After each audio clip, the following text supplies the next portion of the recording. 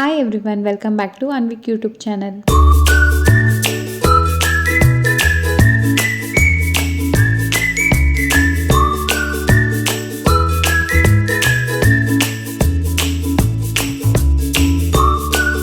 ಅನ್ವಿಕ್ಕೆ ಮನೆಯಲ್ಲೇ ಇದ್ದು ಬೋರ್ ಆಗುತ್ತೆ. ಸರಿ ಅವನ್ನ ಸ್ವಲ್ಪ ಎಲ್ಲರೂ ಹೊರಗಡೆ ಕರ್ಕೊಂಡು ಹೋಗೋಣ ಅಂತ ನಾವು ಲುಲ್ಲು ಮಾಲ್ಗೆ ಹೋಗೋಕ್ಕೆ ಪ್ಲ್ಯಾನ್ ಮಾಡಿದ್ವಿ.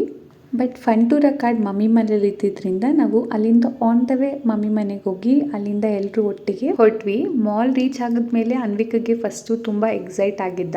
ಪ್ಲೇ ಏರಿಯಾ ಕಡೆ ಹೋಗಿದ ಕೂಡಲೇ ಅವ್ನು ಫುಲ್ ಹ್ಯಾಪಿ ಆಗಿಬಿಡ್ತಾನೆ. ಬಂದಾದ್ಮೇಲೆ ಒಂದು ಅಂತ ಅವನು ಪ್ರತಿಯೊಂದು ಆಟದ ತಾವು ಹೋಗಿ ನೋಡ್ತಿದ್ದ. ಅವ್ನಿಗೆ ಯಾವ ಆಟ ಇಷ್ಟ ಆಗುತ್ತೋ ಅದನ್ನ ಮಾತ್ರ ಹೇಳ್ತಿದ್ದ, ಮಮ್ಮಿ ಇದನ್ನ ಆಡಿಸಿ ಅಂತ. ರಕ್ಷಿತು ಸಹ ಅವನ ಜೊತೆ ಆಟ ಆಡ್ತಿದ್ರು. ಅವರು ಅವನಿಗೆ ಕಂಪ್ನಿ ಕೊಟ್ಟಾಗ ಅವ್ನು ತುಂಬ ಖುಷಿಯಿಂದ ಆಟ ಆಡ್ತಿದ್ದ. ಅವ್ನ ಸ್ಮೈಲ್ ನೋಡಿದ್ರೆ ನಮಗೂ ತುಂಬ ಸಂತೋಷ ಆಗ್ತಿತ್ತು. ಮಕ್ಕಳು ಈ ರೀತಿ ಖುಷಿಯಿಂದ ಇದ್ರೆ ಪೇರೆಂಟ್ಸ್ಗೆ ಅದಕ್ಕಿಂತ ದೊಡ್ಡ ಹ್ಯಾಪಿನೆಸ್ ಬೇರೆ ಇಲ್ಲ ಅನ್ಸುತ್ತೆ ಅಲ್ವಾ. ಆ ಮೂಮೆಂಟ್ನ ನೋಡೋಕ್ಕೆ ನಮಗೂ ತುಂಬಾ ಖುಷಿ ಆಗ್ತಿತ್ತು.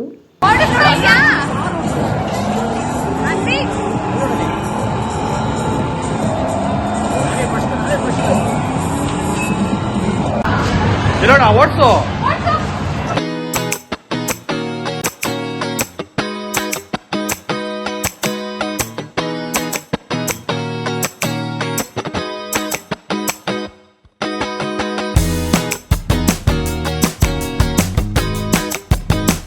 ಆ್ಯಕ್ಚುಲಿ ನಿಜ ಹೇಳ್ಬೇಕಂದ್ರೆ ಅನ್ವಿಕಿಗಿಂತ ಜಾಸ್ತಿ ರಕ್ಷಿತೆ ಎಂಜಾಯ್ ಮಾಡ್ತಿದ್ರು ಅಂತ ಹೇಳ್ಬೋದು.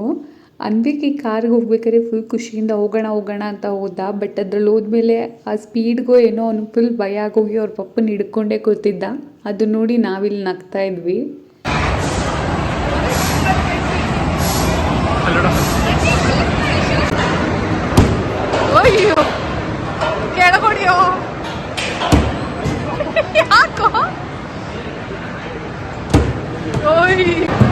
ಅಯ್ಯೋ ಸ್ವಲ್ಪ ನಿಧಾನಕ್ಕೆ ಹಾಕು. ಅಯ್ಯೋ ಏನಂತ ಹಾಕು. ಅಯ್ಯೋ ಆ್ಯಕ್ಚುಲಿ ಲಾಸ್ಟ್ ಟೈಮ್ ಈ ಗೇಮ್ ಆಡಿದಾಗ ನನ್ನ ತಮ್ಮ ಗೆದ್ದಿದ್ದ. ಒಂದು ಗೊಂಬೆ ಏನೋ ಬಂದಿತ್ತು. ನಾನು ನೆಕ್ಸ್ಟ್ ಟೈಮ್ ಯಾವಾಗಾದ್ರು ವೀಡಿಯೋದಲ್ಲಿ ಅದನ್ನು ತೋರಿಸ್ತೀನಿ. ಬಟ್ ಈ ಸಲ ಆಡಿದ 3 ಗೇಮಲ್ಲಿ ಒಂದೂ ಗೆಲ್ಲಕ್ಕಾಗಲಿಲ್ಲ, ಯಾಕೋ ಗೊತ್ತಿಲ್ಲ. ನಮ್ಮ ಅನ್ವಿಕಾಗ ಹಾಡೋದಕ್ಕಿಂತ ಬರೀ ಸುತ್ತಾಡೋದೇ ಆಗಿತ್ತು. ಏನು ಆಡ್ತೀನಿ ಅನ್ನೋದೇ ಅವನಿಗೆ ಗೊತ್ತಿಲ್ಲ. ಅಲ್ಲಿ ಹೋಗ್ತಾನೆ, ಅದನ್ನ ನೋಡ್ತಾನೆ, ಇಲ್ಲಿ ಬೈಕ್ ಮೇಲೆ ಕೂತ್ಕೊತಾನೆ. ಅವನ್ನ ಹಿಡಿಯೋದು, ಅವನ್ನ ನೋಡೋದೇ ನಮಗೊಂದು ದೊಡ್ಡ ಕೆಲಸ ಆಗಿತ್ತು. ಅನ್ವಿಕಾಗೆ ಬೈಕ್ ಅಂದರೆ ತುಂಬಾ ಇಷ್ಟ. ಅವನು ಬೈಕ್ ಮೇಲೆ ಕೂತ್ಕೊಂಡಿದ್ದ ತಕ್ಷಣ ಫುಲ್ ಎಕ್ಸೈಟ್ಮೆಂಟಲ್ಲಿದ್ದ. ಅವ್ರ ಮಾಮನೂ ಅವನ ಹಿಂದೆ ಕೂತ್ಕೊಂಡು ಅವನಿಗೆ ಹೆಲ್ಪ್ ಮಾಡ್ತಿದ್ದ. ಸ್ಕ್ರೀನಲ್ಲಿ ರೇಸ್ ಸ್ಟಾರ್ಟ್ ಆಗಿದ್ದ ಕೂಡಲೇ ಅನ್ವಿಕಾಗೆ ಇದು ನಿಜವಾಗಿ ಬೈಕ್ ಓಡಿಸ್ತಿದ್ದೀನೇನೋ ಇಲ್ಲಿ ಬಂದಿತ್ತು. ರೋಡಲ್ಲಿ ಟರ್ನು, ಸ್ಪೀಡ್, ಬೇರೆ ಬೈಕ್ಸ್ ಎಲ್ಲ ನೋಡಿ ಅನ್ವಿಕ್ ತುಂಬಾ ಎಂಜಾಯ್ ಮಾಡ್ತಿದ್ದ. ಅವ್ರ ಮಾಮ ಕೂಡ ಓಡಿಸು ಅಂತ ಎಂಕರೇಜ್ ಮಾಡ್ತಿದ್ದ. ಇಬ್ಬರು ಸೇರಿ ರೇಸ್ ಓಡಿಸಿದ್ದನ್ನ ನೋಡಿದ್ರೆ ಒಂಥರ ಅದೆಲ್ಲ ತುಂಬ ಕ್ಯೂಟ್ ಮೂಮೆಂಟ್ ಅನಿಸ್ತಿತ್ತು. ರೇಸ್ ಮಧ್ಯದಲ್ಲಿ ಅನ್ವಿಕಾಗೆ ಹ್ಯಾಂಡಲ್ನ ಟೈಟಾಗಿ ಹಿಡ್ಕೊಂಡು ಫುಲ್ ಕಾನ್ಸಂಟ್ರೇಷನಲ್ಲಿ ಸ್ಕ್ರೀನ್ ನೋಡ್ತಿದ್ದ.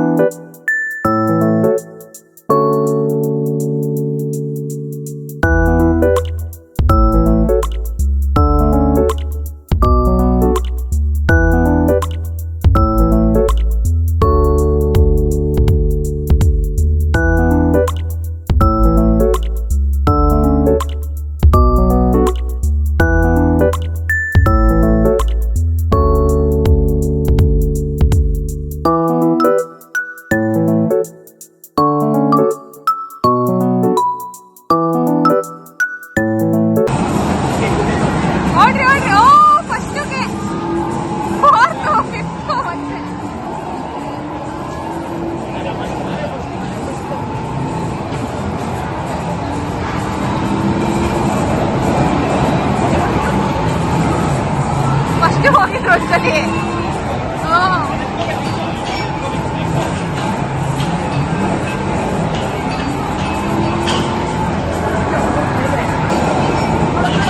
ಬಿದ್ದೋದ್ರು.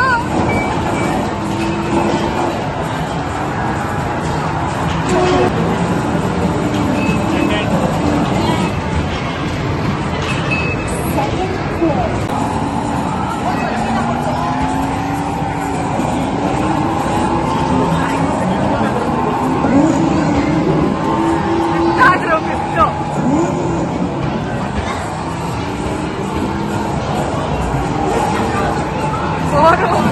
ಆಂಟಿ ಆಂಟಿ ನೀನ್ ಸೋತೋದೆ. ಫೈನಲಿ ಅನ್ವೇಗ್ದೆಲ್ಲ ಆಟ ಮುಗಿಸ್ಕೊಂಡು ನಾವು ಮನೆಗೆ ಬಂದ್ವಿ. ಮನೆಗೆ ಬರೋಷ್ಟರಲ್ಲಿ ಆಲ್ರೆಡಿ ಲೇಟ್ ಆಗಿತ್ತು. ಡಿನ್ನರ್ಗೆ ಏನು ಮಾಡೋದು ಅಂತ ಯೋಚನೆ ಮಾಡಬೇಕಾದ್ರೆ ಮಮ್ಮಿ ಫ್ರೆಶ್ ಆಗಿ ಮನೇಲೇ ನಾನ್ ಮಾಡೋಣ ಅಂತ ಹೇಳಿದ್ರು. ಆ್ಯಕ್ಚುಲಿ ಹೋಟೆಲ್ ಸ್ಟೈಲಲ್ಲಿ ಟೇಸ್ಟಿ ನಾನ್ನ ನಾವು ಮನೇಲಿ ಮಾಡ್ಬೋದು. ಅದ್ರ ರೆಸಿಪಿ ನಾನು ಇವಾಗ ನಿಮಗೆ ತೋರಿಸ್ತೀನಿ.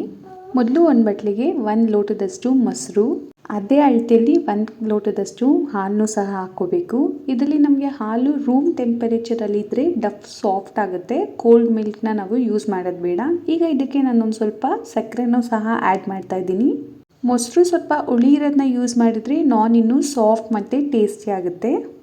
ಈಗ ನಾವಿಲ್ಲಿ 1 ಕಪ್ ಗೋಧಿ ಹಿಟ್ಟಿಗೆ 1 ಕಪ್ಪು ಮೈದಾನ ಫಸ್ಟ್ ಹಾಕೋಬೇಕಾಗತ್ತೆ. ನಾನು ಹೇಳಿದ ಕನ್ಸಿಸ್ಟೆನ್ಸಿಯಲ್ಲೇ ನೀವು ಮಾಡಿದರೆ 100% ಪರ್ಫೆಕ್ಟ್ ನಾನ್ ಆಗುತ್ತೆ. ಈಗ ನಾವು ಇದಕ್ಕೆ 1-2 ಸ್ಪೂನಷ್ಟು ಎಣ್ಣೆನ ಹಾಕ್ಕೊಳ್ಳೋಣ. ಜೊತೆಗೆ ರುಚಿಗೆ ತಕ್ಕಷ್ಟು ಉಪ್ಪನ್ನು ಸಹ ಮಿಕ್ಸ್ ಮಾಡ್ಕೊಳ್ಳಿ. ಈಗ ನಾನು ಇದಕ್ಕೆ ಕೊನೆಯದಾಗಿ 1/2 ಟೇಬಲ್ ಸ್ಪೂನಷ್ಟು ಸೋಡಾನ ಯೂಸ್ ಮಾಡ್ತಾ ಇದ್ದೀನಿ. ಈಗ ಇದೆಲ್ಲನೂ ಚೆನ್ನಾಗಿ ಕಲಿಸ್ಕೊಂಡು ನಾವು ಡಫ್ ರೆಡಿ ಮಾಡೋಣ. ನಮಗೆ ಹಿಟ್ಟು ತುಂಬ ಗಟ್ಟಿಯಾಗಿರೋದು ಬೇಡ, ಸ್ವಲ್ಪ ಸ್ಟಿಕ್ಕಿ ಆಗಿದ್ರೂ ಪರವಾಗಿಲ್ಲ. ಸಾಫ್ಟ್ ಡಫಿಂದ ನಾನ್ ತುಂಬಾ ಸಾಫ್ಟ್ ಆಗುತ್ತೆ. ಈ ರೀತಿ ಸ್ವಲ್ಪ ಕಲಿಸ್ಕೊಂಡ್ಮೇಲೆ ನಾವು ಇನ್ನೊಂದು ಬಟ್ಲಷ್ಟು ಮೈದಾನ ಹಾಕ್ಕೊಳ್ಳೋಣ. ಡಫ್ ರೆಡಿ ಆದಮೇಲೆ ನಾವು ಅದನ್ನು 8ರಿಂದ 10 ನಿಮಿಷ ಆದರೂ ಚೆನ್ನಾಗಿ ನಾದ್ಕೋಬೇಕಾಗತ್ತೆ. ಹಾಗೆ ಮಾಡೋದ್ರಿಂದ ಮೈದಾ ಹಾಗೂ ಗೋಧಿ ಹಿಟ್ಟಿನಲ್ಲಿರುವ ಗ್ಲೂಟನ್ ಡೆವಲಪ್ ಆಗುತ್ತೆ. ಅದರಿಂದ ಡಫ್ ಸಾಫ್ಟ್ ಮತ್ತು ಎಲಾಸ್ಟಿಕ್ ಆಗುತ್ತೆ. ಇದನ್ನ ಕುಕ್ ಮಾಡಿದ್ಮೇಲೂ ಸಹ ನಾನ್ ಅವಾಗ ಸಾಫ್ಟ್ ಆಗಿ ಫ್ಲಫಿ ಆಗಿ ಮತ್ತು ಸ್ಟ್ರೆಚ್ ಆಗುವ ಟೆಕ್ಸ್ಚರ್ ಕೊಡುತ್ತೆ. ನಾವು ಈ ರೀತಿ ಹಿಟ್ಟನ್ನ ನಾದ್ಕೊಳ್ಳಿಲ್ಲ ಅಂದರೆ ಅದು ಬೇಗನೆ ಹಾರ್ಡ್ ಆಗುತ್ತೆ ಹಾಗೂ ಬ್ರೇಕ್ ಆಗುತ್ತೆ. ಮತ್ತು ಇನ್ನೊಂದೇನೆಂದರೆ ರೆಸ್ಟೋರೆಂಟ್ ಸ್ಟೈಲ್ ಟೆಕ್ಸ್ಚರ್ ನಮಗೆ ಸಿಗಲ್ಲ. ಈಗ ನಾವು ಒಂದು ಬಟ್ಟೆ ಮುಚ್ಚಿ ಆ ಹಿಟ್ಟನ್ನ ಒಂದು ಮಿನಿಮಮ್ 2 ಅವರ್ಸ್ ನಾವು ರೆಸ್ಟ್ ಮಾಡಬೇಕಾಗತ್ತೆ. ನಿಮ್ಗೆ ಏನಾದ್ರು ಟೈಮ್ ಜಾಸ್ತಿ ಇದೆ 3 to 4 ಅವರ್ಸ್ ರೆಸ್ಟ್ ಮಾಡಿದ್ರೆ ನಾನ್ ಇನ್ನೂ ಫ್ಲಫಿ ಆಗುತ್ತೆ. ನೀವು ಹಿಟ್ಟನ್ನ ನೆನೆಯಾಗಿ ಬಿಡದೆ ಡೈರೆಕ್ಟಾಗಿ ನಾನ್ ಮಾಡಿದ್ರೆ ಅವಾಗ ಅದು ಹಾರ್ಡ್ ಆಗುತ್ತೆ. 2 ಅವರ್ಸ್ ಆಗಿದೆ. ಡಫ್ ತುಂಬ ಸಾಫ್ಟ್ ಆಗಿ ರೆಡಿ ಆಗಿದೆ. ಈಗ ನಾವು ಇದನ್ನ ಇನ್ನೊಂದ್ಸಲಿ ನಾದ್ಕೊಂಡು ಸಣ್ಣ ಉಂಡೆ ಮಾಡಿಕೊಂಡು ನಾವಿವಾಗ ಇದನ್ನ ಅರಿಯೋಕ್ಕೆ ಶುರು ಮಾಡೋಣ. ನೀವು ಇದನ್ನು ರೌಂಡ್ ಶೇಪ್ ಅಥವಾ ಹೋಟೆಲ್ ಸ್ಟೈಲಲ್ಲಿ ಬೇಕಂದರೆ ಓವಲ್ ಶೇಪ್ ರೀತಿ ಇದನ್ನು ಹರ್ಕೊಡಿ. ಈಗ ಇದ್ರ ಮೇಲೆ ನಾವು ಸ್ವಲ್ಪ ಫ್ರೆಶ್ ಆಗಿರೋ ಕೊತ್ತಂಬರಿ ಸೊಪ್ಪು ಹಾಗೂ ಕರಿ ಎಳ್ಳನ್ನ ಸ್ಪ್ರಿಂಕಲ್ ಮಾಡೋಣ. ಮಾಡಿಬಿಟ್ಟು ರೋಲಿಂಗ್ ಪ್ಯಾನಿಂದ ತುಂಬ ಲೈಟಾಗಿ ಒಂದ್ಸಲಿ ಪ್ರೆಸ್ ಮಾಡ್ಕೊಳ್ಳಿ. ಈಗ ಮಾಡೋದ್ರಿಂದ ಈ ಕೊತ್ತಂಬರಿ ಸೊಪ್ಪು ಹಾಗೂ ಎಳ್ಳು ಹಿಟ್ಟಿಗೆ ಚೆನ್ನಾಗಿ ಅಂಟ್ಕೊಳ್ಳುತ್ತೆ. ನೀವು ತೀರಾ ತಿನ್ನಾಗಿ ಲಟ್ಟಿಸ್ಕೊಳ್ಳೋದು ಬೇಡ, ಮೀಡಿಯಮ್ ಥಿಕ್ನೆಸ್ ಇದ್ದರೆ ಬೆಸ್ಟ್ ಅಂತ ಹೇಳ್ತೀನಿ.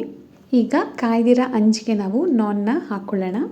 ಹಾಗೂ ನಾವಿವಾಗ ನೀರನ್ನ ಅಪ್ಲೈ ಮಾಡಬೇಕಾಗತ್ತೆ. ಇದು ತುಂಬಾ ಇಂಪಾರ್ಟೆಂಟ್ ಸ್ಟೆಪ್. ನೀರು ಅಪ್ಲೈ ಮಾಡಿದ್ಮೇಲೆ ನಾವು ಇದನ್ನು ತಿರುಗಿಸ್ಕೊಳ್ಳೋಣ. ಈ ರೀತಿ ಮಾಡೋದ್ರಿಂದ ನಾನ್ ಪ್ಯಾನ್ಗೆ ಚೆನ್ನಾಗಿ ಸ್ಟಿಕ್ ಆಗುತ್ತೆ. ಇಲ್ಲ ಅಂದರೆ ನೀವು ಬೇಕಾದ್ರೆ ಫಸ್ಟೇ ಡೈರೆಕ್ಟಾಗಿ ನಾನ್ಗೆ ನೀರನ್ನ ಅಪ್ಲೈ ಮಾಡಿ ಹಾಟ್ ತವ ಮೇಲೆ ನೀರು ಅಪ್ಲೈ ಮಾಡಿರೋ ಸೈಡು ಕೆಳಗೆ ಬರೋ ರೀತಿ ಹಾಕ್ಕೊಳ್ಳಿ. ಈ ರೀತಿ ಮಾಡಿಕೊಂಡು ನಾವು 2 ಸೈಡು ಮೀಡಿಯಮ್ ಟು ಹೈ ಫ್ಲೇಮಲ್ಲಿ ಬೇಯಿಸ್ಕೊಳ್ಳೋಣ. ಲೋ ಫ್ಲೇಮ್ ಆದರೆ ನಾನ್ ಡ್ರೈ ಆಗುತ್ತೆ. ತಂದೂರ್ ಇಲ್ಲದೆ ಕೂಡ ನಾವು ಮನೇಲಿ ನೋಡಿ ಈ ರೀತಿ ಸಾಫ್ಟ್ ಆಗಿರೋ ನಾನ್ನ ಮಾಡ್ಬೋದು. ನೀವು ನಾನ್ ಸ್ಟಿಕ್ ತವಾ ಬದಲು ಐರನ್ ತವಾ ಯೂಸ್ ಮಾಡಿದ್ರೆ ಬೆಸ್ಟ್ ರಿಸಲ್ಟ್ ಸಿಗುತ್ತೆ. ಕುಕ್ ಆದಮೇಲೆ ಇಮಿಡಿಯೇಟ್ ಆಗಿ ನೀವು ಬಟರ್ ಅಥವಾ ಗೀನ ಅಪ್ಲೈ ಮಾಡಿ. ಬಟರ್ ಮೆಲ್ಟ್ ಆದಮೇಲೆ ಅರೋಮಾ ಸೂಪರ್ ಆಗಿರುತ್ತೆ. ನೋಡಿದ್ರಲ್ಲ, ಇಷ್ಟು ಈಸಿಯಾಗಿ ಮನೆಯಲ್ಲಿ restaurant style soft butter naan ready ಮಾಡ್ಕೊಬೋದು ಅಂತ. ಈ ರೆಸಿಪಿನ ನೀವು ಖಂಡಿತವಾಗ್ಲೂ ಟ್ರೈ ಮಾಡಿ. ಇದನ್ನು paneer butter masala, veg kurma, mushroom curry, chicken curry ಅಥವಾ ಎಗ್ ಕರಿ ಜೊತೆ ಸರ್ವ್ ಮಾಡ್ಬೋದು. ಈ ರೆಸಿಪಿ ಟ್ರೈ ಮಾಡಿ ರಿಸಲ್ಟ್ ಹೇಗಿತ್ತು ಅಂತ ನನಗೆ ಕಮೆಂಟಲ್ಲಿ ತಿಳಿಸಿ. ಈ ವಿಡಿಯೋ ನಿಮಗೆ ಇಷ್ಟ ಆಗಿದ್ರೆ ಲೈಕ್ ಮಾಡಿ, ಶೇರ್ ಮಾಡಿ ಮತ್ತು ನಮ್ಮ ಅನ್ವಿಕ್ ಯೂಟ್ಯೂಬ್ ಚಾನಲ್ನ ಸಬ್ಸ್ಕ್ರೈಬ್ ಮಾಡಿ. ಮುಂದಿನ ವಿಡಿಯೋದಲ್ಲಿ ಸಿಗೋವರೆಗೂ ಟೇಕ್ ಕೇರ್, ಬಾಯ್.